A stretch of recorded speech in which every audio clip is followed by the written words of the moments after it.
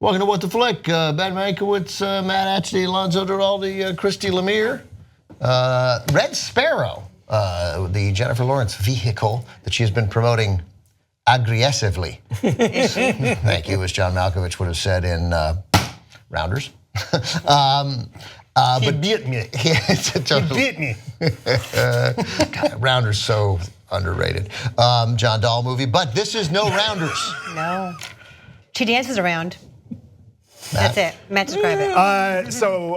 Now I want to see Teddy KGB. All right, so Red Sparrow is a story about a Russian ballerina played by Jennifer Lawrence. There is a terrible dancing accident. She breaks her leg, or somebody else breaks her leg, and in order to keep her mother healthy, she ends up going to spy school, AKA, as they say in the trailer, and I'll let Alonso do this. Horse school. Horse school. You sent me to horse school. You sent me to horse school. And she becomes spy for great mother Russia.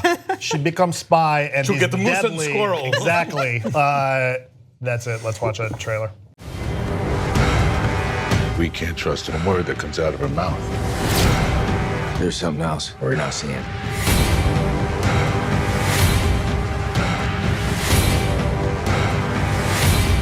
If she's compromised, she will be eliminated.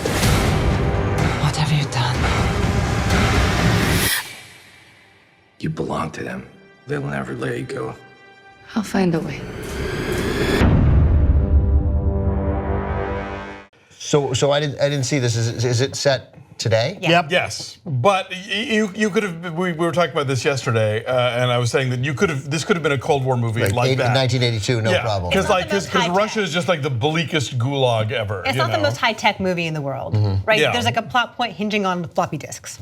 Was that right? Right, yeah. True. Yeah. It's not the most. Actually, like yeah, the cloud floppy, is not a thing. right. In this, Like not even USB drives, like floppy disks. Floppy disks, and many of them, a whole bunch. By the way, people freaked out on Twitter yesterday because we did a segment called What to Watch Instead of Red Sparrow, as though we weren't going to also review it. That's a new thing we're doing on Wednesdays now called Watch This, Not That. And the reason we did watch this instead for Red Sparrow is because this movie sucks. This movie sucks. Yes, we buried the lead. This is a terrible film. And I'm imagining that Watch This Instead could morph occasionally into Watch This in addition. As well, right? exactly. Sure. But not today, yeah. Not so today. the problem I have with this is that, yes, at whore school, she learns to be whore, but that seems like the only thing that she needs to know how to do to be a spy. Please keep talking. Right? English. So good.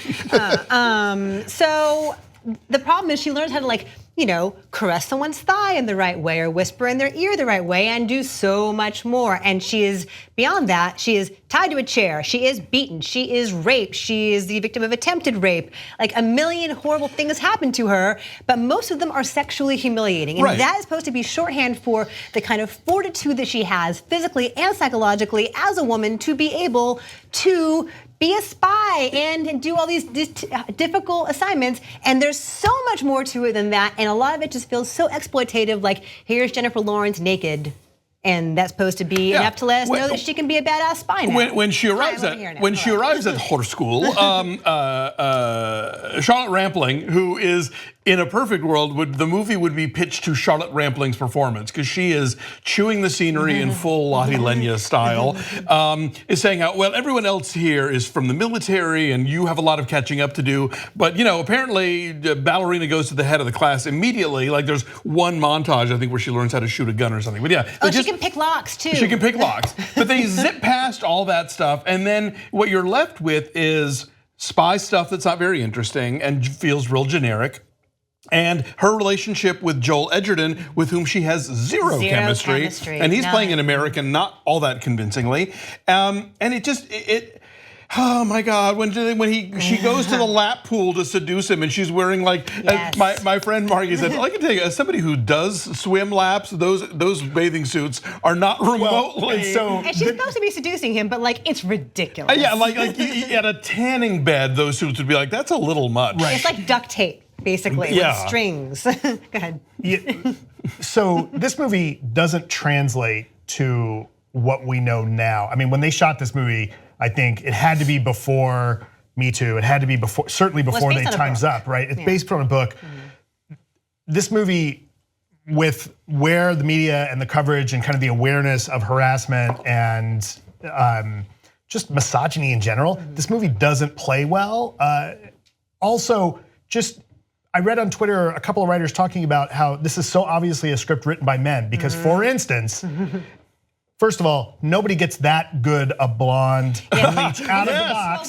One box of Hungarian drugstore hair dye. And then every woman who's ever bleached their hair knows you don't, after bleaching your hair, get in the goddamn pool. Yeah, this is like one of the main because points then of it turns green. April Wolf, our good friend April Wolf, is one of the main points of her review. And as she said, if you think that's like a minor point, then imagine a movie where a dude shaves his balls with a straight razor and no foam. And that's a plot point. Right. So this movie, very early on, she ends up getting assaulted, raped by somebody. Russian oligarch. Right, a Russian oligarch that fuels her partly into being more fierce. And I don't think that makes a lot of sense because, first of all, like it's totally unnecessary, right? She's already fierce. We've already established prior to that she'll beat the hell out of somebody. Yes. Right? Like, so. And we've already got stakes because her mother, Jolie Richardson, is dying of unknown, never specified movie ailment. Yeah. So yeah, that feels thrown in. You know, it's the kind of movie that pats itself on the back for all of its outrageous twists, and you never saw this coming. Except there's this kind of film you have to watch it because. Now you have to see it. I mean, like movies like this need to be careful because once it's clear that a character is playing other characters and has multiple agendas, it's very easy to just go, all right, well, I'm not gonna believe anything and I'm not gonna get invested in this. And then in the last 5 minutes, you're gonna give me a montage that shows me what was really happening. And that's what happens here. Yeah, and you mentioned that with Joel Edgerton and how little chemistry they have. And that's a serious problem because again, the twists that occur and the choices that they make are predicated on the believability of them as a couple. Sacrifices that they are willing to make for each other and the dangers in which they're willing to put their respective countries and agencies for each other. And if you don't buy that, then like where's the emotional engagement in who lives and who dies and who makes it out of there? And so yeah, and that relationship is sort of emblematic of what's wrong with the movie as a whole. Like beyond the fact that it's exploitative and gross, like it's a slog. It's kind of dull. Like there are some bursts of intensity, and there is some style here and there. And there's Mary Louise Parker. It was if it had been more ridiculous, like if it had been more like Charlotte Rampling, Mary Louise Parker, and Jeremy Irons, who are just clearly like collecting a paycheck and having fun with this. Mary Louise Parker, that would have been a blast. But instead, you've got like it's the director of the last second three through Hunger fourth Hunger Games. So you would think that he and Jennifer Lawrence know how to make a movie that's fun together. But yeah, it is dull and it is.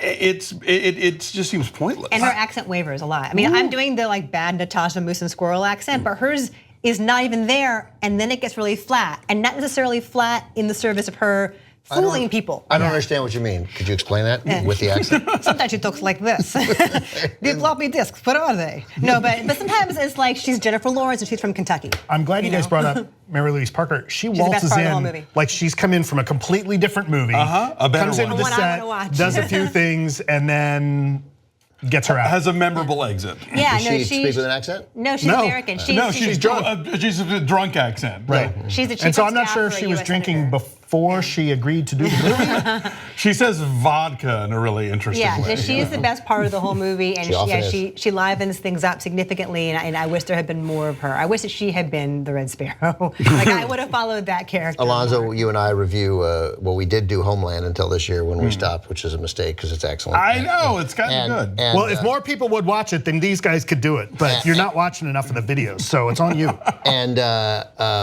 And then the Americans, and both of which have fun spy tradecraft, which you know I love. And this has like the Americans, it's the flashback to Spy School / Whore School.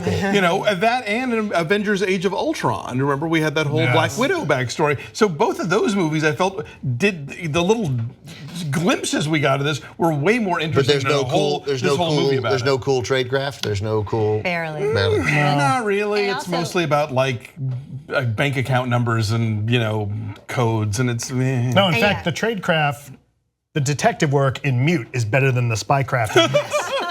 Yeah, and yesterday we were talking in our Watch This, Not That segment about how, like, Atomic Blonde is a better movie as far as being a thrilling and immersive experience with a woman at its center who has agency. Who likes the word agency? Matt does. A woman who, because from the very, very beginning, Jennifer Lawrence says, like, my estate belongs to the body, or no, My body belongs to the that's state. it. My body belongs to the state. So I am the state. So Charlize Theron at least gets to kick ass and do all the spycraft stuff, and also be in charge, and that's a better story of female empowerment. Whatever. I'm done bitching. Yeah, and I'm saying the it's same about thing over this and over. movie. I'm saying the same thing over and over again. and it's like, oh, the feminist bitch. Blah, blah, blah. It's like I think that a lot of female film critics would be more on the side of this movie if it weren't such a drag. Yeah.